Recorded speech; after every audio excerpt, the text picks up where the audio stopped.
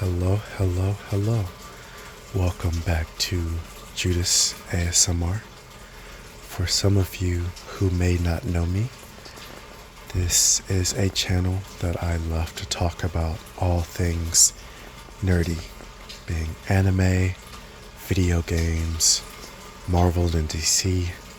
I like to hit them all. I have a few videos on my channel right now of me discussing some of these topics. However, I have not actually discussed anime things yet, and so I think that is going to be the topic of this discussion, or nightly ramble, I guess I should say. For all of the more observant people out there, you will notice a little bit of background sound. I am just standing in the rain. I was hoping that maybe it would be great for you audio listeners out there who love rain sounds to pair it with some soft-spoken nightly ramble. There's also a wind chime in the back as well that, it may hit each other every once in a while. You may hear that as well. So this is, again, like I said, all natural sounds. So the only issue with natural sounds is sometimes things might be too loud possibly. So I'm hoping that it's not too bad and you can turn it down to a nice ASMR volume and everything still flow really well. But, we're going to take a shot and we're going to move on into things. As I've said before, we have talked on my channel recently about gaming, about movies, Marvel and DC, and I think I'd like to kind of get into some cool anime talk. It's not going to be anything too crazy. This is definitely going into the nightly ramble side of things. We're just going to kind of discuss some things I've been watching lately. The first show that comes to mind is Alia Sometimes Hides Her Feelings in Russian. This is a really cool show in my opinion. I think it has a good balance of having a slight bit of realism, and it's one of those animes that I think portray a real sense of jealousy in characters. I feel like in anime, because a lot of the emotions and things are so over dramatic, because that's the style of most anime, that sometimes things can feel a little unrealistic. But I think this show has a really, really good sense of real life jealousy and what that would look like. And like a real situation between two people who like each other. So if you are a person who is into romance and whatnot, a little bit of comedy, I definitely think Alia Sometimes Hides Her Feelings in Russian is a really cool show for you. I'd also like to go on to talk about another show that's kind of had my attention lately. And that is going to be Too Many Heroines. I honestly don't know the best way. Well, actually, I do know the best way to describe this show.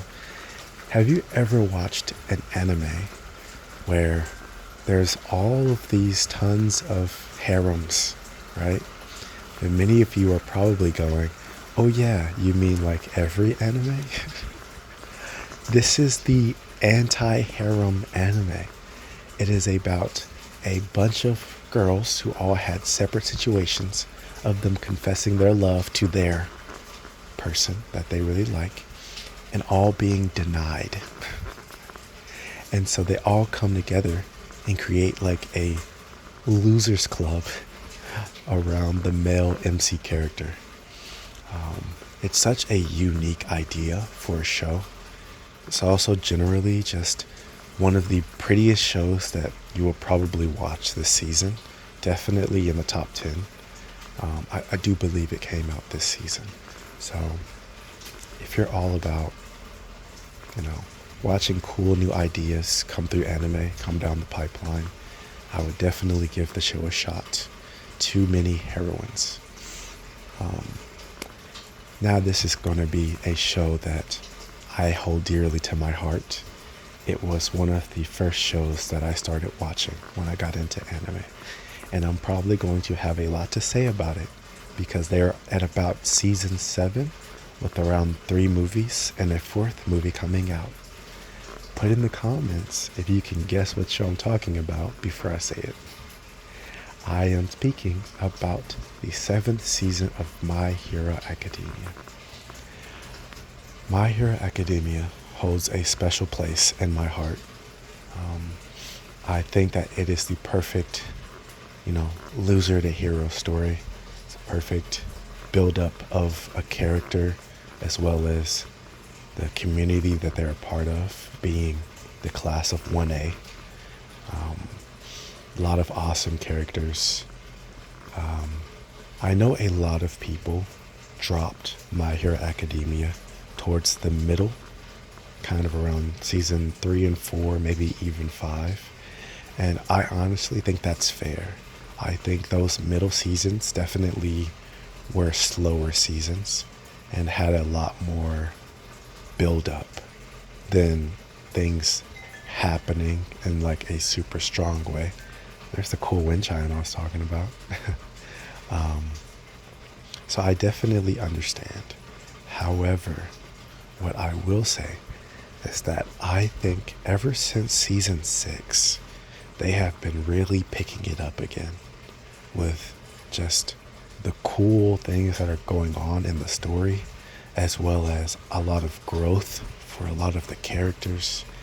And I don't know how much I want to say because I also don't want to spoil it for anybody who hasn't seen it. However, I'm just going to say Deku has gone through one of the more interesting character arcs in the last 2 seasons that I have seen from a main character in a really long time.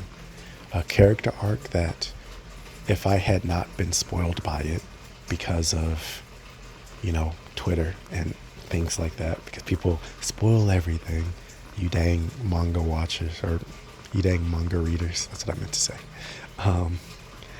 I think it is definitely one of those shows that it might have not stood out as anything special in the first 4 or 5 seasons, but I think these last 2 seasons and that arc that Deku is going through really stands out and really shines.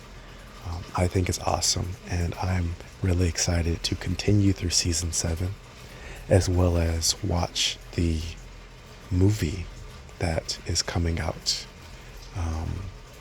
The 4th movie now. A lot of people have mixed feelings about the movies because they always think, oh, well, they always happen in between seasons. And so nothing of value can really happen as far as characters having like important things happen, right? Like, for example, there are some movies where Deku might receive a cool gadget that, it happened in between seasons, and you've already seen the season that it happens before, so you know that he won't be able to keep it for some reason, right?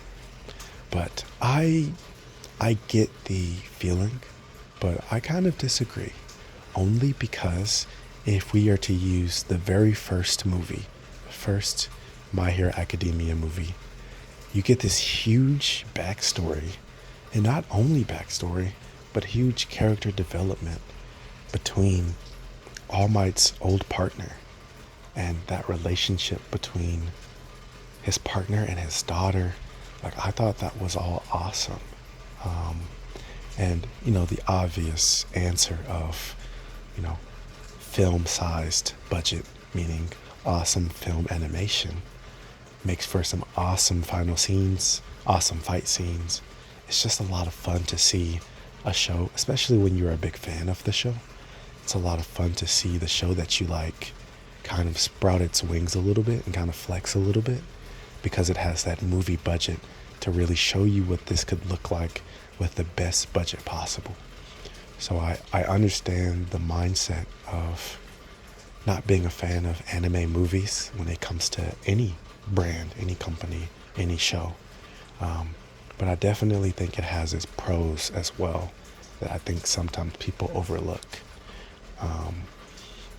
So yeah, I think just like the feeling of growth, like there is some things that happen in the second My Hero Academia movie between Deku and Kachan. Kachan? Yeah, Deku and Kachan. And I hope I'm remembering the right character or everyone's going to out me as a fake fan.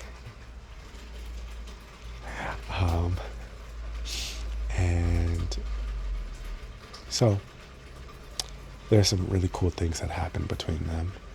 And I think that